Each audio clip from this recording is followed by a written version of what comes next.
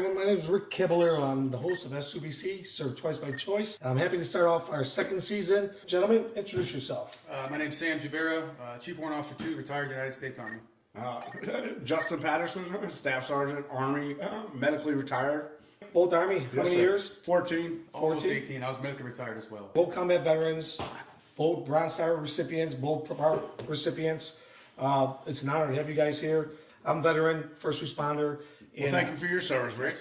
No, thank you. My mission is to get stories out of gentlemen that your everyday guy that's sacrificing stuff. You know, you hear about all these Navy SEALs all the time. Always. But we don't get the truth behind guys that just everyday lives are living, going through what you guys are going through. You know what, Rick? You know the only difference between Navy SEALs and regular old Joes? Navy SEAls all get book deals when they get out. And they're very well taken care of. As they should be, but we're forgotten. There's guys, I've had guys on the show that have double amputees, you know, and no one's getting them on the podcast. Yeah. Unless you're a big name, they want you on the podcast. Yeah. I want this podcast to get the everyday guy that's after getting out is going on and living a normal life. Now, just so everyone knows, I know these two gentlemen, they've been here before, and I just don't know their whole background. Where'd you guys grow up? I grew up in northern Michigan, a little town called Rogers City, a very small town. And didn't leave hardly at all until I joined the military in 2000. So how old were you when you joined the military? 18. Just after high school. Yeah. Justin, where did you grow up? Well, Tucson, Arizona. So I'll throw a shout out to Justin's dad. Our show was served twice by choice, where you were a veteran, then became first responder. After starting the first season, I started to realize that, hey, I can't just stick to both of those. I want to get some, if they're just veterans or if they're just first responders. They have interesting stories, and I want to get them on the show. So Justin's dad was an officer, and he also served in Vietnam, correct? Yes, sir. How about your dad? Any My military? dad died when I was young, but he did serve in the military. Also my grandfather, and that was an inspiration for me to serve too. And it seems to be like a repeat of that. A lot of veterans had parents that were veterans, and then they became veterans. Absolutely. You know what I'm saying? Same thing with first responders. Whether you're firemen, policemen, it seems they follow the family trait. Although my old man said, don't be an idiot, join the Air Force. But I wasn't smart enough for the Air Force. But I wasn't dumb enough for the Marine Corps. So I joined the Army. Hey, listen, I'll make you eat crayons. I know you will. Which color? Whatever color you want. His favorite color is clear. Where'd you go to boot camp? I went to Camp Snoopy, Fort Jackson, South Carolina. And you? Oh, relaxing Jackson, huh? Fort Knox, Kentucky. Now, this is awesome because we're going to get to take both your experience in boot camp. Yeah. I'm sure each one was different. Like, we have two in the Marine Corps, right? Yeah. We have Camp Lejeune and then we have Pendleton. I thought there was only one. Or San Diego. What's the difference? You guys know? I mean, was there any difference? When you ran pretty much the same? So my MOS, by nature, is a support role in the military. It's not a combat arms MOS. It's ammunition specialist. Sure. A lot of logistics stuff. Yeah. And most of the logistics MOSs go to Fort Jackson. Yeah. Okay. So it depends what your MOS is, where they sent you. Yeah, but so I guess the biggest difference between the Marine Corps is everybody trains to be a Marine regardless of MOS. Exactly. So in the Army, depending on what your starting MOS is, you know, like logistics or combat arms. Combat arms guys all go through the same kind of basic training. They say it's tough and it wasn't fun. Well, wait, but when you were in the boot camp, did they start training you for your MOS? No. No, it was until you got out. Yeah. See, with us, you go through boot camp. Everyone goes through boot camp. Then you go to infantry training school, which it's called something different now. Yeah. But I went through ITS, infantry training school. But everybody went through there. Sure. Then you went out to your MOS. If you were a grunt, then you stayed in the grunt field. Yeah, we, you know, it consists of a lot of PT combatives. We did, you know, little demolition classes, just small, minute stuff, but most of it was physical and, you know, they say it's not what it used to be, but my experience, I hated it. Did you? I hated it, dude.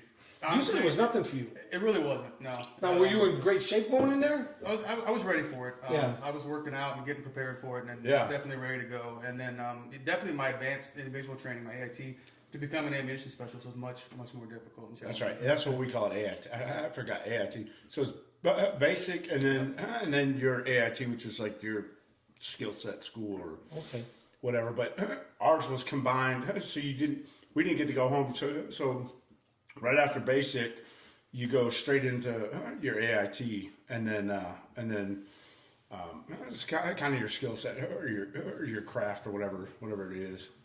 Okay. And what rank did you guys leave at? Chief Warrant Officer 2. Chief Warrant Officer 2? Staff Sergeant. I got demoted a couple times for.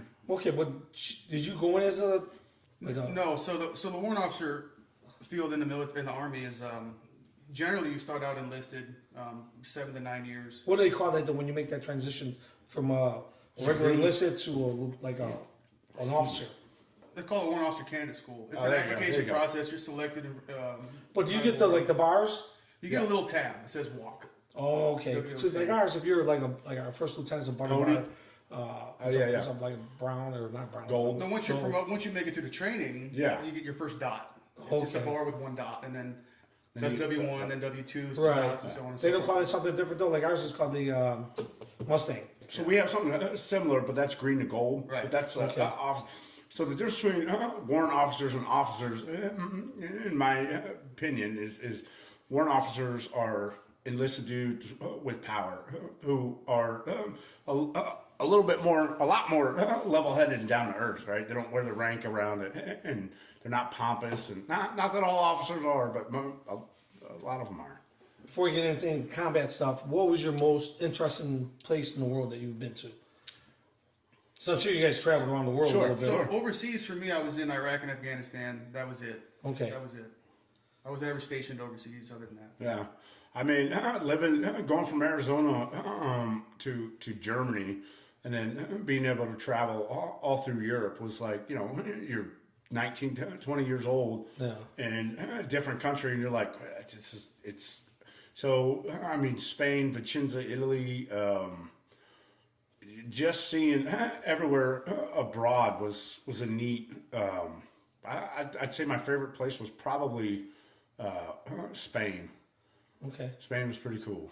Yeah, I was like Okinawa, the typical. I've been there twice, and then getting on a ship and traveling around the Asian part, like Yeah. we went to Tokyo and Wow. Phuket, Thailand, all that stuff. Yeah. That was pretty cool because there was an armor at the time. They made Yeah. me an armor, Yeah. so I really had no duties.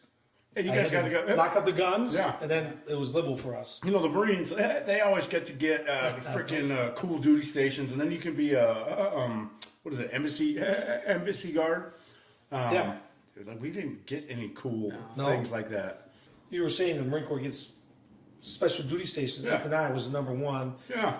They guard the embassies and stuff like that. Sure. But there was a limit, like height limit, weight limit. You had to look good. You had to look sharp. Somebody was saying something about blue eyes and stuff. I don't know about all that. I know it was like 6 foot, and it's like our Southern drill team. You had to have a certain height and Yeah. stuff like that. And they would come through and pick people out. And you were saying the Army thing. The honor guard, I believe. There's a lot of requirements as height, weight, Yeah. waist size. That's take crazy. vows to never do certain things. Yeah, that's even with our police department. They want a certain height. They want them all to be, what's the word I'm looking for? Connected. Yeah. All looking good, sharp. Oh, dress right dress. Right. Yeah. Right. Yeah. Yeah. You have to be just looking that sharp. Yeah, I didn't get any kind of offers like that. That wouldn't be either. We got to like. But you guys are tall enough to get it. I'm short. I would never Yeah, get but it. I don't think I could have had that discipline. I wasn't. Exactly. I wasn't a very good. I mean, I was an okay garrison soldier, but our thing was like the schools we loved was like air assault, airborne, The same thing as ranger MP, school. right? You want a little MP coming into a bar and trying to arrest Yeah, right. big motherfuckers in the Yeah, service? true. Right, Yeah, it's- no. You know, this is a bad motherfucker. I mean, Yeah. and there are some. Sure. But could you imagine? Hey, you gotta get out of the bar. Get Yeah. the fuck out of here. Go get some help. Yeah. You know. All right. So listen, this might be a touchy topic. Both per heart recipients. Sure. Can you tell us a little bit about that? Each incident or the one incident, whatever you got. I hate to say that word, earned a Purple Heart, but that's how it goes. Yeah, that's You it. earned your DD-214. That's right. That's right. I earned that. That's right. Afghanistan, 2016, November 12th. Small unit of our soldiers. 12 of us was hit by a suicide bomber. Wow. 2 died there. 1 died a couple weeks later in Germany. And then 2 civilian contractors were killed as well. Excuse me. And then 9 others wounded. Wow. Yeah. That's something because people don't realize that. A lot of guys who have Purple Hearts, like people are like, "Oh, that's pretty cool," and you're like, "Well, you know, that just means that the enemy got one on you, right?" Yeah. But enemy expert marksmanship badge. Absolutely, Yeah. absolutely. So it's like a joke within the wounded community, but when it comes down to like decorations and awards, sure, it may look cool to build your career and your resume, but a lot of the stuff that happens is untold. And some of it's for good reason, but if your ERB or what that is a sheet with all your accolades and awards on it, right? Record brief, pretty much everything you've done in the military. That's one sheet of paper. it's almost like a DD-14. Yeah. They have all your medals listed and stuff like that, right? And some stuff gets lost in translation, and some stuff never gets reported, or some guys are like, I'm not worried about. I know what I did. Right. I don't need. But does it go in detail? Every award, every duty assignment, every school, special training you did. Yeah. Is on that. I got this question for you guys because you've been wounded in combat. Yeah. There's this thing called is it the second life? Your live day. Your live day. Your live day. Do you believe in that? I mean, to each their own. It's not something personally that I. So you don't celebrate it? Nah. Because you have 3. You'd have 4 birthdays. Well, yeah, that's just the ones you're awarded. Like we had way worse days that can be memorialized, right? They say we die 2 deaths in this life, right? The day we die and the day we're forgotten. If we were to celebrate every alive day, there's too many of them, right? And like I said, to each their own. Like if you want to celebrate your alive day, good for you. Yeah. For me, it's I celebrate every day that I wake up and every day that I get a chance to have the opportunity to help my fellow brothers in arms. Yeah. But you spend too much time looking backwards. Exactly. For me, You're drowning yourself. Yeah, I put myself in a hole. There was times where we ran over 500, 600 pounds of HME or explosives, and nobody got wounded. I mean, the truck was demolished, came to, and everybody's like, "Where the fuck are we?" There was no Purple Hearts given out because there was no wound. But rules have changed, and now if you claim concussion, you get one, right? Yeah. I thought you had to have blood, but you don't. But our guys have gone through. In one rotation, we hit over 18 big fucking bombs. Really? That none of them penetrated. So that's an alive day. Every one of those is an alive day. Right. They should have 18 Purple Hearts. Because you meet guys, right, Sam? And you're like, so we sometimes we do these Purple Heart dinners where you show up and you're not looking for recognition, but you got to show up so your kids can benefit from school, right? College. Yep. The Purple Heart like Foundation. They do with the Medal of Honor guys. They have to show up so many times a year to get paid. But then you meet somebody and be like, everybody's going around the table and it's like, oh, what happened to you? Like, and we had a round come in. I'm like, oh yeah, fucking shrapnel sucks. Like, no, I didn't get any shrapnel. And you're like, wait. But you have a Purple Heart. Yeah, no, the blast came in and knocked me down.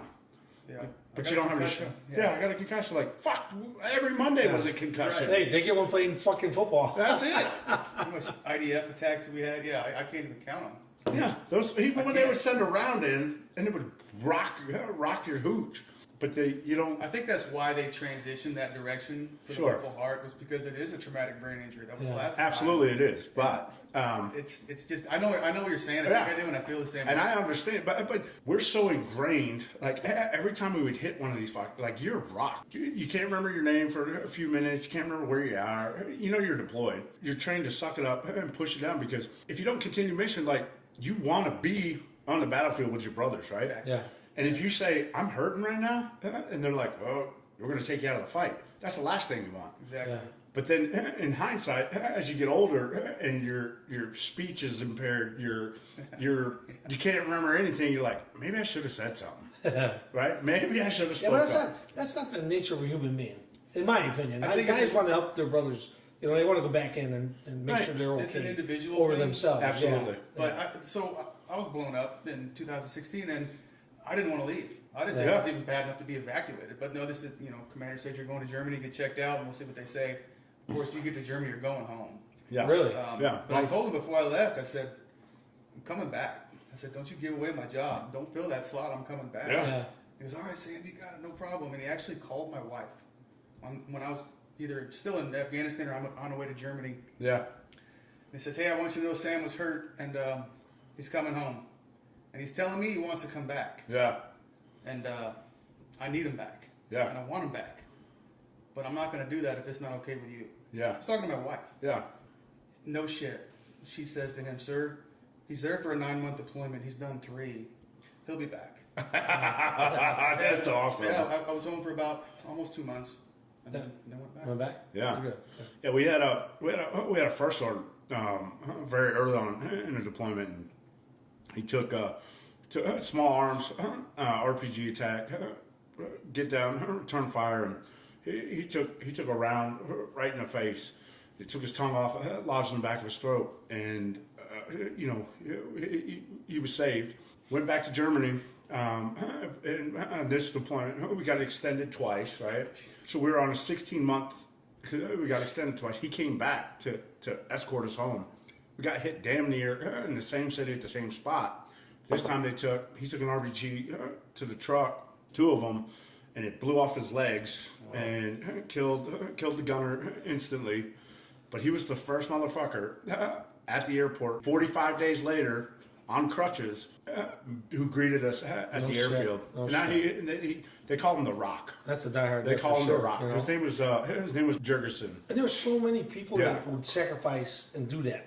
Somebody that's really not their. They didn't grow up with them or anything. They just know from the military. That's trained into you. Yeah. Yes, there's a certain part of a person's character Yeah. that has that already. But I think a lot of it, if it's done well and done properly, it's trained into you. Yeah. We had one deployment where our second day in country, we lost a kid, and the platoon sergeant said, "I'm not going back out on mission."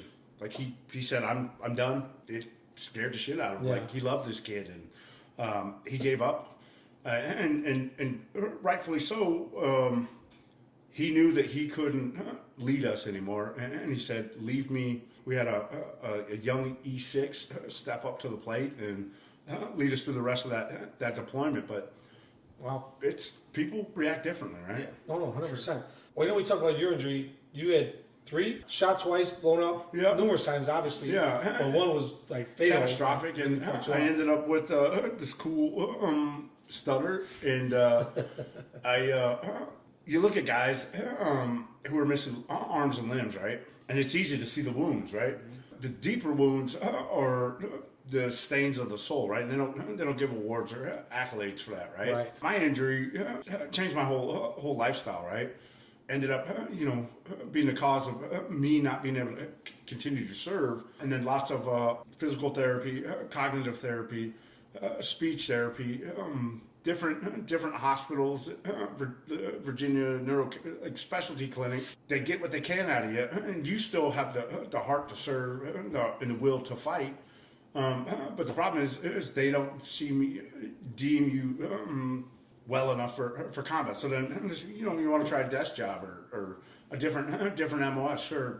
But if your head's not there, your heart's not there, and vice versa. It felt like a part of me died that day, right? Because one of the things that people don't really understand in the civilian world is when you're not ready and you're not done, and they tell you you're getting out, you experience loss, almost like loss of life. Yeah. Because you get to wear all your schools, your patches, and your importance is all right there for everybody to see, right? Right. But more importantly, the camaraderie and the brotherhood that you experience with these individuals, you're never going to receive it, and you're essentially being separated from the thing you love most. Like almost like your family. Exactly. It is your family. Like you spend more time with these jokers than you do your own family. Yeah. And most of the time, like at that time in my life, I would rather be deployed with those fellas than I would be with my own family. I felt the exact same way. Yeah. And it didn't start out that way, but it ended that way. Yeah. So I did 4 tours in Iraq. I was there for all major campaigns, and then 2 in Afghanistan. First one in 2014, the last one in 2016. Yeah. And that was, to me, the biggest injury when I was told, we're going to medically retire you. That's it, you're done. Yeah. That was the biggest injury. Yeah. That's a personal injury. You deal with death. You deal with loss of life of good friends, and I mean, I wouldn't even say good friends, but they are brothers. Maybe not by blood, but that is the hardest loss to swallow. That's what I miss the most is serving. Okay, so speaking of that, and I thought about this question earlier today, suicides. Yeah. They're saying 22 a day, right? That was the big thing, the big push. 22 a day, 22 push-ups a day. Remember? Yeah. I was talking to a guy who's survivor of 9/11, and he was telling me, he goes, Rick, they're past that. Way past that. They're like at 40-something a day. Yeah. But my question is this. It happens when they come out, Was it happening while it was going on? I feel like it's more after they separate from the military. Okay. Yeah. I don't have the numbers, Rick. I don't want to lie. No. I was just wondering if it happened while 100%. I agree they with were Sam. there, or they, you know, No, you during don't the war. feel that. You don't feel that. You know what it is? You're ingrained, and you have these disciplines instilled in you, like purpose, direction, and motivation, right? And then all of a sudden, your lifeline is gone. Then you have no purpose. Now you have no direction. Fuck. Now you got no motivation, right? Yeah. And then, like they say, idle time is the devil's workshop, right? Like I did all the wrong things to try and medicate, right? Drugs, alcohol, women, you name it. I was probably doing it or trying it, Yeah. and you can't fill a black hole, right? Right. And the only thing that helped me getting better was starting to hang out with dudes like this. Where'd you guys meet? We met at a cattle roundup in That's 2018. right, yeah. Like a veteran type thing? Yeah. A veteran event. First veteran event that I've ever been a part of or experienced, and he was there, and holy shit. It was Yeah. a cattle, Oh, like shit. fucking. Well, that's kind of how I met him. I went to Cowboys. Yeah. Beyond the Battlefield veterans event, and I met Justin. Last year, we brought you guys in for Purple Heart Pheasant Hunt, That's which Paul Zog and the Chicago Police Marines do a great job. I think last year was their highest count. They had like 60 veterans out there doing a Purple Heart Pheasant Yeah, Hunt, yeah. and which is pretty unique. You don't see that too often. I like to think of it as like outdoor therapy for guys. And it could be a first responder. They're Yeah. first responders and veterans. Sure. And we had a little bit of both. Yeah. And like Carlos Llanes, Yeah. which was out on the hunt Yeah. recently, he's never a veteran, but he's a great person to talk to. Absolutely. What an inspiration, you know. Yeah. One guy, most people know he was shot 5 times, 4 in the head, 1 in the Yeah. shoulder, Yeah. and they told me never walk. And yet you seen him yesterday out there walking through the field, Knocking Yeah. birds out of the sky. knocking birds out of the sky. Yeah, with one eye. Yeah, with one eye. What does that mean to you guys? Like, you come over here in a different state, Yeah. meet different people, outdoor therapy, like I like to call it. Yeah. To me, it means I'm not gonna say everything. I'm Yeah. gonna be cliche. No, right, no. It helps to fill that void that you were just talking about. You know, Right. that hole that Yeah. you always try to fill with the bad stuff. You fill it with the good stuff. You surround yourself with your brothers, sometimes sisters, and Amen. Yeah. you get after it. And it's kind of like maybe I never served with him, but when I met him at that cattle roundup, it was Yeah. like we were brothers within 5 minutes. Yeah. We're telling the same jokes This that we fucking told. guy's like Santa Claus to everybody. Right. Yeah. But he's not the only one. I Yeah. love this guy. Don't get me wrong. Yeah. But it happens. Hundreds of us. Yeah. Hundreds. Thousands, It's right? almost like you knew each other for 20 years. Yeah. After Yeah. you've known him for 5 minutes. Well, that's the greatest thing about being a veteran, right? Is we don't have to know each other, but we know each other, Right. right? And we can click within 2 seconds, and like you're one of my people. The You're nice from thing my about tribe. it, it's not just one branch. No, You're dealing with Air Force, Army, Navy. Now we can talk shit Coast about the Guard. Marines. We can talk shit about the Air Force, but at the end of the day, it's our Marines, it's our Air Force, it's our brothers, it's our sisters. And it's never going to change. We're going Right. to talk shit about each other forever. Yeah. You know? Yep. But to answer your question, like outdoor therapy, I love that because it's when you try to sell it to somebody like, oh, you want to experience nature and therapy, and you're like, fuck you, bro. I'm like, well, listen, here's what we're gonna do. We're gonna go to this place. We're gonna go outside. We're gonna shoot some guns. We're gonna chase some birds. We're gonna hang out with people who get us, right? Once you go there, you experience the outdoors, and you're like, dude, like this is cool, right? Yeah. And you get it. I like to say it's like putting new life into your lungs. Yep. Yeah. For that temporary period, no matter where you were coming from before the trip, after the trip, there's always a high. There's always a high. Yeah. There's always new contacts. Like you got Carlos, you meet guys Right. who are good people, right? But to experience the outdoors is Whole freaking different therapeutic. realm, yeah. And there's a million different things you can do in the outdoors. Hunting is one thing, fishing is Yeah. another, but there's mountain climbing and there's Yeah. mountain biking and just for me, I love hunting. Don't get me wrong. Yeah. But for me, the big thing is fishing. Yeah. Really? That's what I wanted to do. How did that affect you? Like, So my first experience with the ocean down in Port Aransas was about 5 years ago on a shark fishing trip. Yeah. Land-based shark fishing trip. Yeah. And I'd never had my feet in the beach before, in the water. I've never been there. Yeah. And I got there, took my shoes off, got out of the truck, and walked out just in a little bit, right there in the surf. Yeah. And I looked out at the horizon, and I saw absolutely nothing. And I just felt this tremendous peace come over me, yeah. and I just, like we were talking about being grounded. Yes. Your feet in the sand and the vibrations of the waves, it really did change me. Yeah. And I think more people, more veterans especially, need that. And that's what I want to do. Last year, the pheasant hunt. Yeah. After you left and went back home, is there like a, fuck it, that's over. I'm fucking back to my regular day, or did you like? Absolutely. Did that keep you going a little bit longer? I'd say it's a stepping stone, right? But then there is the roller coaster. Now I'm back in reality. But you can look back on it and say, you know what? Maybe I want to do this for veterans. Yeah. Right? Maybe I want to be able to do what Rick and S2BC or Chicago Marine are doing for people, right? Yeah. Because there is a feeling in getting involved, right? Yeah. Get in the fight. Get in the fight. It's maybe it's different than how we served before. Yeah. But now we found a new way to serve. Yes. Serve twice by choice. Right. Yeah. And here's the thing: Pat Harms, who owns Rooster's Heaven, has never been a veteran or a first responder. Yeah. And he loves the guys. Yeah. He loves having them out there. Well, and he does whatever he can for them. We're cut from a different cloth. Yeah. Like, if I'm being honest, we are servants by choice, right? Right. All of us agree to do different jobs, but we know what that job is. Self-sacrifice for an American people who may not respect us or may not understand us, but we know what the greater good is to protect this country, right? Right. And people, a lot of times people say, who are the bravest soldiers? Is it Delta? Is it Navy SEALs? Is it Rangers? Is it Green Beret? They name all the tier 1 groups, right? But if you really think about it, I think the bravest people are the people like, I don't know, let's say finance or truckers, right? And people say, well, how? And I said, well, listen, the guys who go into these certain skill sets, they train every day, all year for that deployment. The guys who are doing trucking, or finance, their end goal is to better themselves, to find another future job or whatever. And then all of a sudden they're like, you're coming down on deployment orders. Now you're no longer finance. Now you're going to be a convoy driver. And they're like, wait, what? So you're asking somebody to do something they didn't sign up for, right? Right. And put them out in harm's way, and they got to suck it up and drive on. To me, I think those are the bravest souls out there. We know it. I think everyone that signs up has got that. They should get that kudos. Whether you're an infantry guy or one of the special forces, and there's some guys that ain't cut out for it. I've seen guys that fucking he's not gonna cut it here. He's not gonna make it. Discharge him right fucking now, and get him out of here because he's gonna hurt somebody or something. Yeah, you know, 100%. So not everyone's cut out for it. Yeah.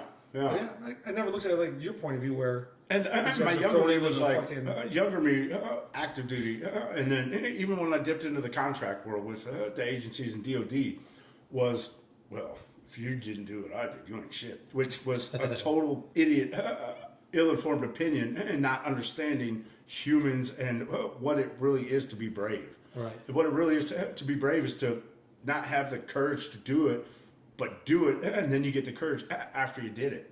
Pheasant Hunt came in again this year. You guys met Carlos, was awesome. Yeah.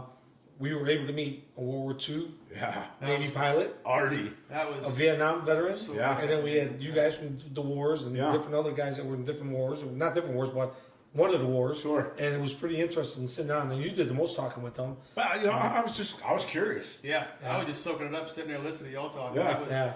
I mean, he's a walking relic. Anything that he says, like, I've never had a chance to talk to a World War II vet. Maybe once before. And here's the thing: he's 104 years old, 104. and he remembers almost everything. Everything. Like I did an interview with Don Graves. You know Don Graves? Yeah. That guy's about to be 100, sharp as a nail, man. Yeah. He could tell you. I was in the car listening to the big bands. Yes. Yeah. Yeah. You know what I'm saying? And I'm probably not going to live to 104, but by golly, like. You're gonna be punished 110. Absolutely. But I see myself as that guy, right? Like some old crusty dude, right?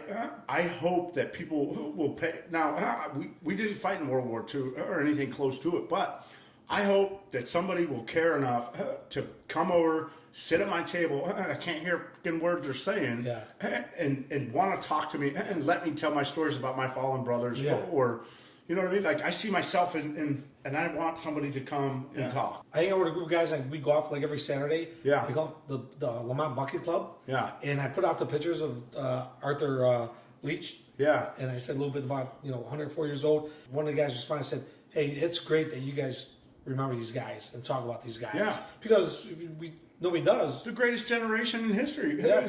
And not many left, you know? Not many left, Not right? many left to tell their story. He's going to be 105 May 1st. May 1st. And Justin wants to put a parade together, a little something for him, Yeah. which is pretty cool. Yeah. I mean, And it may not happen. why does it right? take an outsider? Yeah. But that's the way it happens. Yeah. Why does it take an outsider to come and want to honor this guy? If we look at the people who are around him, they may not have gone through what we've all gone through, and they may not respect like we do. Like, dude, this dude, if he makes it to, first of all, 105, that's an accomplishment. Anybody should get a parade. Yeah. Right. But you're a World War II pilot. You're living by yourself, right? And your family's spread across the country, and they got busy with their lives or whatever. But this dude is a national treasure, and that's just like I feel like we need something for him. What did he say? He shot down 3.5. Yeah, 3 and he's like, I can't. Yeah, he's like, I helped. Yeah. I was kind of curious about that, and then you asked him like the half, like what's that? He goes, well, we're not really sure. Me and this other guy, we're not really sure who really killed him, but Yeah. he went down. Oh, So yeah. kind of split it. Yeah. So he came off to Yorktown, correct? Yeah. And from what I understand, Yorktown was late into the battle. Yeah. Because it was being repaired or something like That's that. right. Yeah, I thought it got sunk, but I was corrected. It was just late coming to the battle. Yeah. Imagine that. Yeah. Yeah. I mean, and then we were asking, what was the plane speed? And he was like 80. Oh, yeah, I thought it was like, at least 150. Yeah. It was like 80 miles an hour. I was like, oh, smokes. Wow. Bro, you're getting that with a shot rifle. down. Yeah. So one of the nice things about this pheasant hunting stuff is that we had different organizations come together. Absolutely. And we can go back to just a month ago. Were we in Alabama? Yeah. Alabama. So there was Officer Martinez was murdered here in Chicago, and Yes, sir. somebody was telling me about 2 officers who were taking it kind of hard, drinking, mentally Yeah. not ready. So I was like, man, I wish I can get him out of here. And I reached out to Justin because he runs 10KO. I reached out to him and I say, listen, I need to get these guys out here. And he goes, well, we got a deer hunt. Why don't you bring them there? And we're like, okay. Got a few sponsors, Chicago Police, Marines, bought tickets. I raffled off one of my rifles. Yeah. It was never used. Yeah. And we're raising enough money to get the airfare for these guys. Nice. We bought Carlos Janes. Yeah. Outdoor Yeah. therapy. And we came together with different organizations on this one Yeah. to bring you guys in. And I think it works out great. Now, you're 10KO. What are you part of? Sam? G2 Impact. G2 Impact. What is G2 Impact? G2 Impact was founded by my good friend Garrett George. Yeah. He's in New Braunfels, Texas. Yeah. And very similar, to what you talked about earlier is getting veterans out to number one, show appreciation for them, but to get to experience things in the outdoors and especially those that have been through some really bad trauma, Yeah. help them heal. Yeah. And then watch them as they transform after they heal to get them involved Yeah. in serving others. Now, the Garrett George you're speaking of, he has long been invested Yes. in changing veterans' lives, right? So he's just started his own organization. Correct. And I'm going to tell you this: when this dude does a retreat for veterans, it's not like a retreat like you and I are thinking of, like in Alabama. It is. Right. It is first class. It is. These dudes are put on a pedestal. You trying to say you gave us shit? I mean, I didn't give you what this. I thought it was guy's great what you gave us. Well, I didn't give you what this guy's capable Yeah. of giving you. Yeah, but it's the same. It's the same impact, just on a different scale. Now, did he serve? No, No. but Oh, he's no. he's got a heart. He's got a heart to serve, and he's a phenomenal. He's a phenomenal individual who loves to go the extra mile for veterans. Right. So like Pat Harms. Yes. Opened up his doors for the veterans and first Yeah. responders to come out to his Rooster's Heaven. And We were talking addressing- about grounding earlier. Yeah. And you're big into that?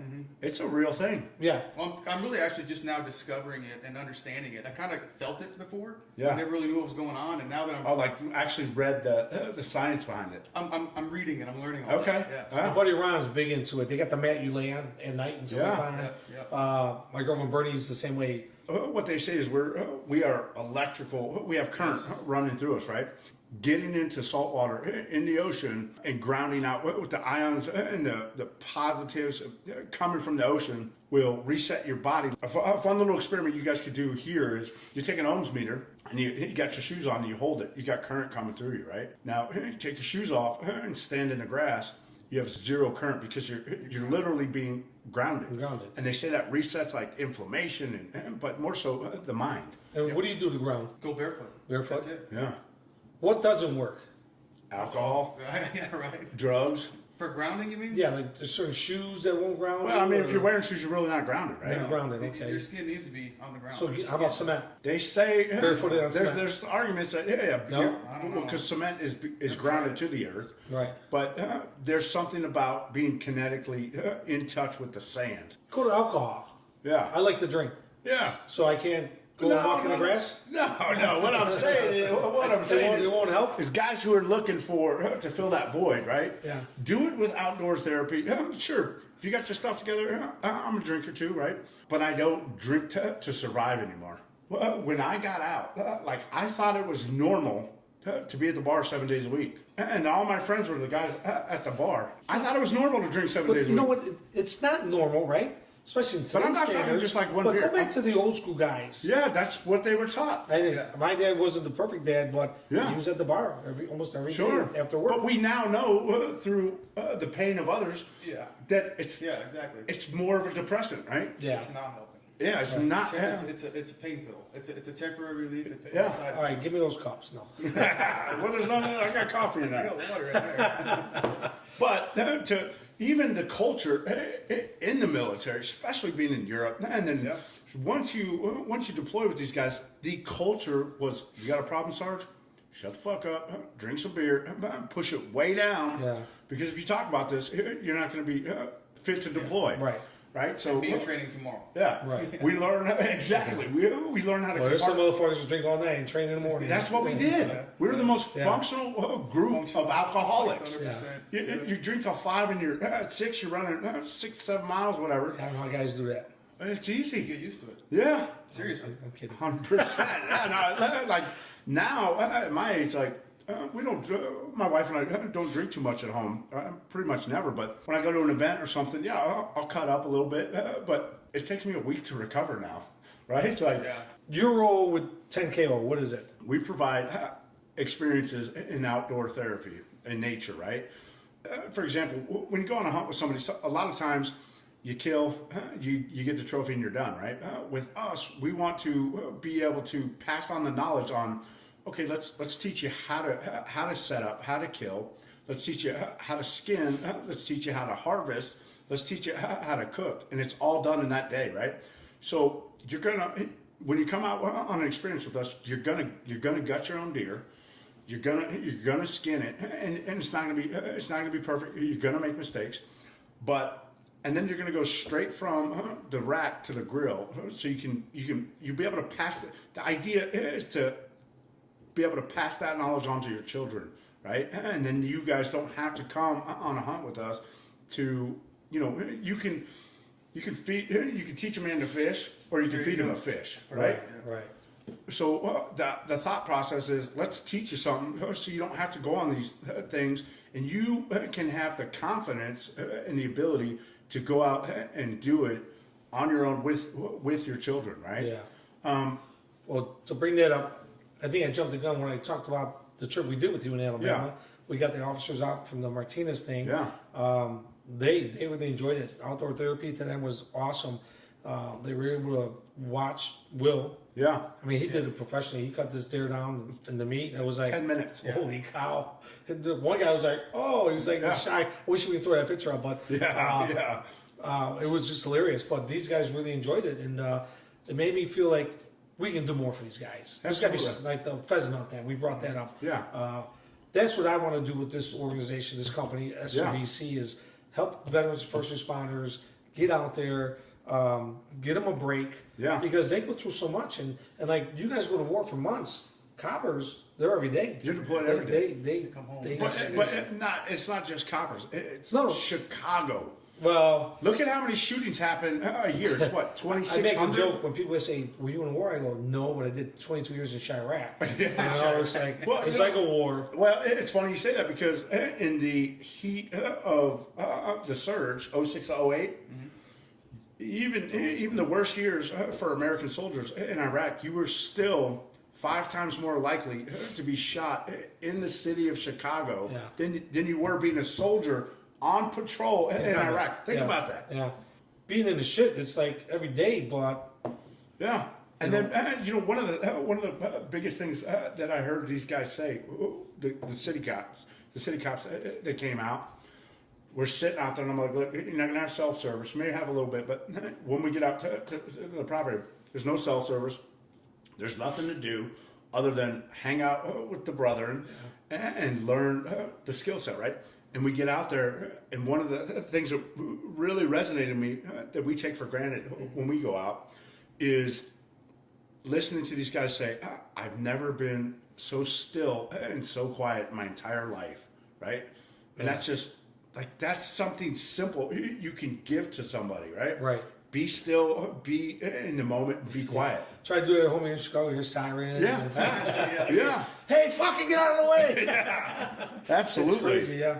It's nice bringing all these organizations together and helping each other out, because if you burden one organization, the funds will go so fast. Right. By splitting the chore, it helps out, because now you can last a little bit longer and help more veterans, first responders. And being on this podcast, right, and being able to talk, like, there's a lot of nonprofits that won't talk about other nonprofits, because they want all the glory, they're greedy. Speaking of Garrett, he told me this quote a long time ago, and I'm probably gonna F it up, but he said, there's some from tribe in New Guinea or something. But here's the point of it, kind of what we're talking about. If you want to go fast, go alone. If you want to go far, go together, right? Meaning, if we want to get some stuff done fast, do it all on your own. But if we want to go far and serve as many veterans as we can, makes sense. If we all link shields, every nonprofit helps each other in whichever way. Share the duties. It's not like you pay more than me, you know. Nothing like that. Just share the duties. I got the airfare, you got the hotels. Yeah. Like, I don't care. Right. I don't care. Let these guys fucking enjoy it. That's right. You know, and we did. We had a great time. Yeah. You know? A little windy, but it was all right. It was cold too, especially coming from Texas, right, Sam? Yeah. Would you guys ever leave Texas? Me, never. No. No, I found a beautiful spot on the water. Now, if I had millions, I'd be like Costa Rica or something. But other than that, now Texas is America. We're coming to an end here. So, what would you tell people going into the Army, for example? Because I usually I tell them both, first responders and the Army, but you guys are Army guys. What would you tell them that would help them if they were thinking about going into the Army? If you're the type A personality, you know, your football, whatever you are, if you really have the urge, because I don't know what it is, but when you talk to a lot of combat guys, when they go to sign up to the recruiter, they watched, we watched Black Hawk Down. And I'm like, I want to do that. Right? I want to do that. You watched Full Metal Jacket, right? I want to do that. Your mindset's already there, right? If you're unsure of what you're going to do, right? Join the Air Force. I'm not being facetious. Air Force got it better. I mean, let's face it. They got it better. Coast Guard. The Coast Guard is amazing, right? I didn't even know the Coast Guard was real, part of the branches, you know? I almost joined the Coast Guard in the beginning. Bro, almost. You see, you would love the water. But what I would say is this. If you want to fight, make sure if that's what you really want to do, you want to sign up to go to war, join combat, MOS, and then go to your schools, try out, put a pack in for Ranger School, for SF, for whatever. But if you're not sure about what you want to do, join the Air Force, because they take care of their people. They have the best duty stations, the best living conditions, and quality of life is like a 9 to 5. They greet each other like, hey, good morning, John. How are you? Yeah. And the Army, they're like, the living quarters are great, right? Probably by themselves. Oh yeah. Where you're bunking up with somebody. Yeah. They stay at the Hilton. We stay on the grass. We actually stayed in the Air Force barracks one time. Did you? Yeah, and this is on Fort Hood, on West Fort Hood. Yeah. We were like, holy shit, this is nice, really nice. Their food's better, everything. Yeah. So the Air Force guys that were living there, because those barracks weren't to their standards, they were getting paid a monthly stipend. That's right. I heard about that. Oh, really? That's true. Yeah. And they were like less than quality. Shoot, dude, when I lived in Germany, our barracks were German World War II Nazi barracks, like the original. Yeah. I was fortunate when I got on in '85. I was stationed in San Mateo. We had the 3-layer fucking tiers. Yeah, it was like a hotel. Yeah, 2-little room, you know. But I wasn't too bad. I see some guys that had to stay in consonants at one time. But there was a Coast Guard guy I had on my show, Matt Baines. He's a Dallas PD guy. He's a bad motherfucker for being a Coast Guard guy. Yeah, I give him shit all the time about the Coast Guard, but no, I mean, who else could go through hypothermia and jump in the ocean? He's PD in Dallas. Yeah. So he's a Texas boy. Yeah, of course he's hard. He's from Texas. No.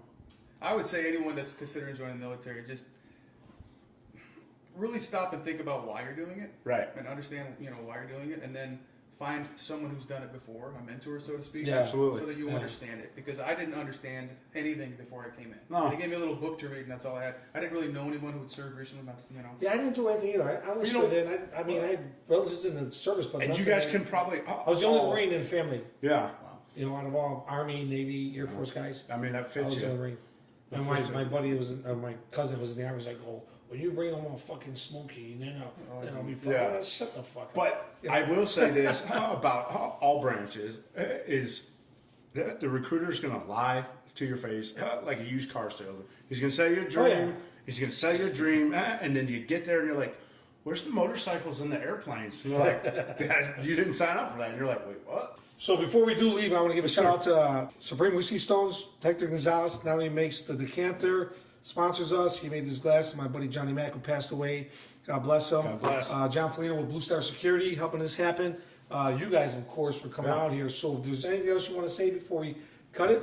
Do you guys have a social media page? G2 Impact. All right. Look them up. And then we are 10KO. 10ko.org. Guys, Bro. the 214 shirts, they're a hit. If you're interested in them, we got hats, we Yeah, got where do you shirts. find these? S2BC.us. Anyone who's a veteran is going to know what that means. They're going to be proud to see it, proud to wear it. Hey guys, I want to thank you for coming on the show. Thanks for having us. Thanks for having us, man. Love having you. Let's go drink. I don't drink, so. All right.